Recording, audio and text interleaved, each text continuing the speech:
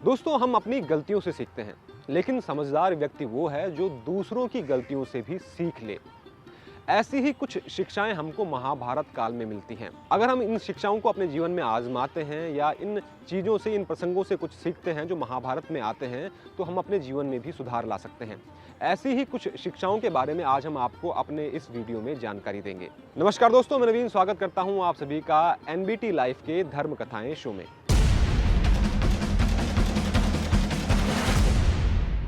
तो दोस्तों, महाभारत में हमको एक शिक्षा मिलती है कि हमें हमेशा एकाग्र रहना चाहिए, केंद्रित रहना चाहिए। यानी कि जिस भी लक्ष्य की तरफ हम बढ़ रहे हैं उसको एकाग्रता से हमको पाने की कोशिश करनी चाहिए। इससे जुड़े कई प्रसंग भी महाभारत में मिल जाते हैं। जैसे जब अर्जुन शिक्षा ले रहे थे तो शिक्षा लेते समय अपनी गुरु की बात पर उन्होंने आंख भेदी थी चिड़िया की। एकाग्रता का दूसरा प्रसंग अगर मैं आपको बताऊं तो एकलव्य के बारे में आप जानते होंगे। एकलव्य इतने एकाग्र थे कि उन्होंने केवल गुरु की प्रतिमा बनाकर शिक्षा अर्जित कर ली थी।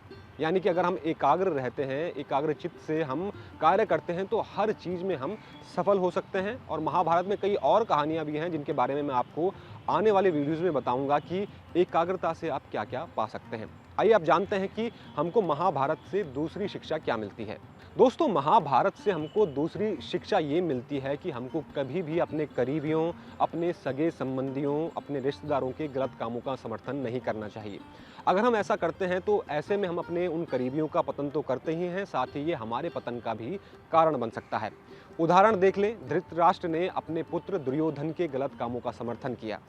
इसी तरह से कर्ण ने भी कहीं न कहीं दुर्योधन के गलत कामों का समर्थन किया, जिसकी वजह से कर्ण का भी पतन हुआ और धृतराष्ट्र के पूरे परिवार का पतन हो गया।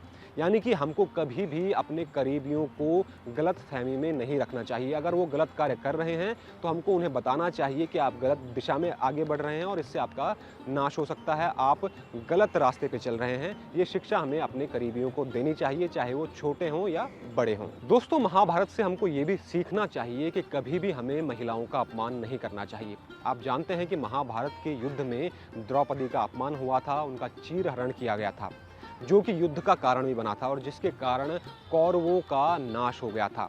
इसी तरह से हमको रामायण में भी देखने को मिलता है कि वहाँ भी रावण ने माता सीता का अपमान किया था, जिसकी वजह से युद्ध हुआ और उस युद्ध में रावण की हार हुई। तो कहीं ना कहीं महाभारत और रामायण दोनों ही हमको ये सिखाते हैं कि हमें कभी भी महिलाओं का अपमान नहीं करना चाहिए। अगर हम महिलाओं का अपमान करते हैं तो उसकी वजह से हमारे जीवन में कई परेशानियां आ सकती हैं। महिलाओं के अपमान के कारण युद्ध तक हो सकते हैं।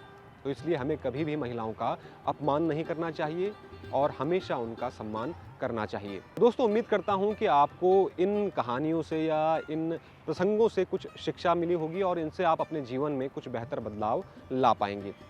आशा है कि आपको हमारे द्वारा दी गई यह जानकारी पसंद आई होगी। ऐसी ही रोचक वीडियोस के लिए चैनल को सब्सक्राइब जरूर करें और देखते रहें एनबीटी लाइव। नमस्कार।